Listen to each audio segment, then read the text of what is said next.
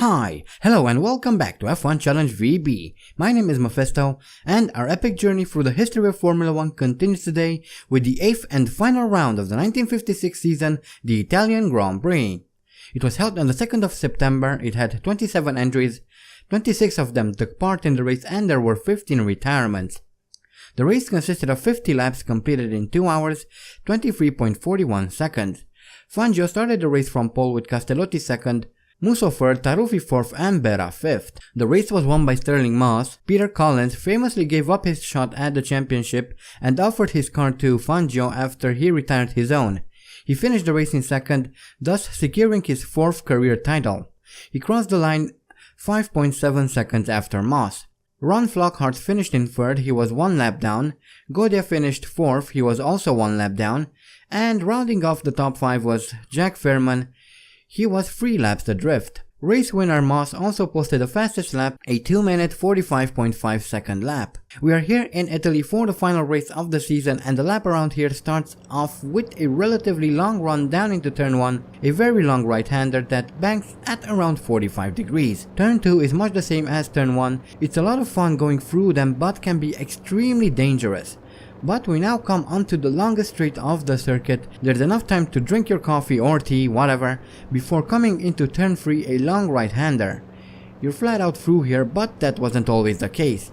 Next we have the Lesmos, 2 tight right-handers. Watch your entry speed into Lesmo 1, you don't want to go too fast, and be careful applying power on the exit of Lesmo 2. The car tends to be a bit oversteery through here. Next we have Curva Via Leone, a fast left-hander. Don't let the car go too wide though. Those fences look really nasty. Finally we come into Parabolica, a right-hander that's tight on the entry but opens up towards the exit. This brings us back around onto the main straight and that is a lap around the Monza circuit. And here we are in qualifying, coming around to post our first timed lap, a 2-minute 59.43. Not all that good, but hopefully we can improve. And next we set a 258.79, still not all that good. And finally a 258.5. Unfortunately, as much as I tried, I couldn't get anywhere near the pole time, so whatever. And here we have the previous Italian Grand Prix winners. We've won 3 of them. Hopefully we can do well today as well. So anyway, we have Manzon on pole, Stirling Moss second, Castellotti third, Paco Godia 4th, Juan Manuel Fangio is down in 5th, Mike Hawthorne is 6th, Hermano da Silva Ramos is 7th, 8th is Ronald Flockhart, Jack Fairman 9th, Les Leston 10th, 11th is held by Harry Schell, followed by Gendebien in 12th, 13th is Cesare Perdisa, Emery is 14th, 15th Andre Pilet, Scott Brown is 16th, 17th is Andy Higgs, followed by Louis Rosier in 18th, Villoresi 19th, Wolfgang von Trips is 20th, 21st is Horace Gould, 22nd André Simon, 23rd Roy Salvadori, 24th De Graffenried, 25th Halford and Umberto Maglioli down in 26th. So those are the driver lineups. That's the driver lineup, and yes, there are 26 cars on the grid. That's part of the update in the patch, so that's why we can have now have 26 well, the correct number of cars in this race. Anyway, that was a kind of mediocre start and we lose a few positions because of it, but well, that and the fact that I'm trying to be a bit cautious because coming into this corner is very dangerous, and I can only imagine how dangerous it was in real life. You're going really fast, and well, generally the first lap is always very dangerous regardless of the circuit and regardless of the time period. So it must have been a pretty hairy situation as we come out of turn 1, and there we already see a car at the side of the track. There's a van wall there as the cars in front of me kind of weirdly try to avoid it. I don't know why they pulled that maneuver, but here is another look at the start. a little bit of smoke coming off my rear tires, but that's okay. As we rush down into turn 1, jostling for positions there, everyone's scrambling for the same part of the tarmac, so quite hairy times the opening lap, as we now come around to pass Roy Salvadori and also André Simon, hopefully, and there is a Maserati, that of Rosier, losing control and almost managed to overtake him, but he manages to stay in front for the moment. However, we don't give up, persevere, and we pass Louis Rosier. A few seconds later we also pass André Simon, so we now move up into 17th, and as we come through Curva Grande we overtake Luigi Villoresi. Finally, hopefully we can also overtake André Pilet. Yes, we do, as we come out of Roja, running down into Lesmo. However, André Pilet manages to slip past once again, but we overtake him on the straight leading into Parabolica, and we finally overtake him. Then on lap 2 we overtake Cesare Perdisa and Paco Godia, who are very slow through this banked corner. Not entirely sure why, but oh well. As we now move on to lap 3 and chasing after Les Leston, he's up in 10th, we are now in 11th, and we have a replay of Eugenio Castellotti coming through out of Lesmo 2, goes wide, hits the Armco, and that sends his car flipping and ending up upside down, and well, he is out of the Grand Prix. As we now move on to lap 4, still chasing after Les Leston. He's about 2 seconds up the road. We are now in 10th thanks to Castellotti's retirement, and next we have Brown here, Scott Brown, who loses control of his car, hits the fence, then manages to catch it, but is now driving in the opposite direction. That's very dangerous, and well, he kind of crashes into the wall there and fence and loses his front left. Next we have Horace Gould, who has some problems with his car, pulls to the side and retires from the race. As towards the end of lap 4 we catch up to Jack Fairman, pass him, and we move up into 5th, which is absolutely amazing.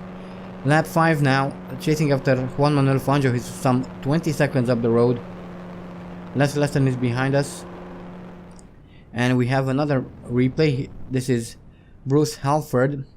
He comes through Lesmo 2, very wide, hits the Armco, and his car is sideways, and he's out of the Grand Prix.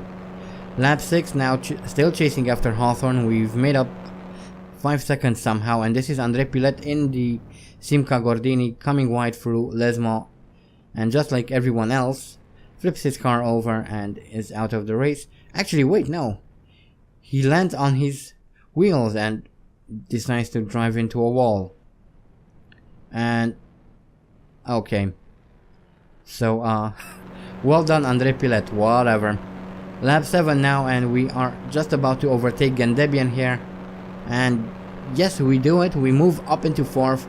So we are well in the points at this moment in time. So that's very good. And later Gendebian loses control of his Ferrari, crashes into the fence, loses his front left, and he is out of the Grand Prix. As we now come on to lap 8, we move up into 3rd, thanks to AI being, well, AI. And not driving very well around here. And this is Ron Flockhart, who loses control of his car coming out of the oval part of the track, and well, drives into the fence for some reason, loses his front right, and he's out of the Grand Prix. As we now move on to lap 9, we are just about to overtake Mike Hawthorne for 2nd position. Will we do it? Will we do it? Yes, he's held up by the back marker, and we managed to move up into 2nd, so doing very well. And it looks like Von Trips is actually leading the race. And later Mike Hawthorne lost control of his car, damaged his suspension, I believe, and decided to retire from the race. So that's his Grand Prix over. As we now move on to lap 14, Von Trips pulled a massive 1 minute gap on me. I'm about 1 minute in front of Emery as well, so doing quite well. And here is a replay of one of the Simca drivers. I'm not entirely sure who it is. And he kind of drove out of the oval, and well, he's out of the race obviously.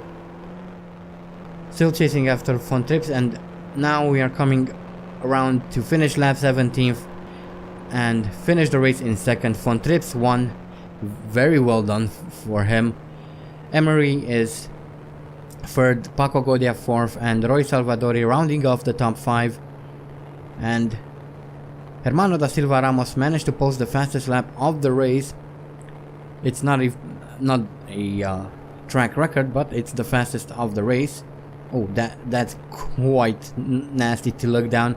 Anyway, here are the retirements. 16 of them. So, well, 8 people managed to finish the race, which is always nice. So, not a bad ending to the season.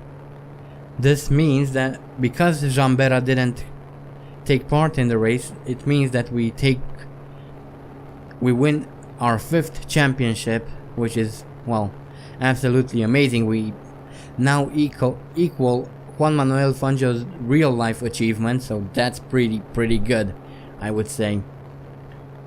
So, yeah, that was quite an interesting little race, I'd say. But anyway, here are the career statistics, and this was Andy's 57th Grand Prix. His best start is from first, has 3 pole positions, has set 11 fastest laps, his best finishes in first, has completed 39 races, 34 of them in the points, has won 21 Grand Prix, 4 at the Indianapolis 500, 2 at the Monaco Grand Prix, has 5 championships under his belt, has scored a total of 230 points, has retired 18 times, has experienced 1,291 out of 1,595 laps, has 5 bronze trophies, 4 silver trophies, 21 gold trophies, and as an extension 21 podiums.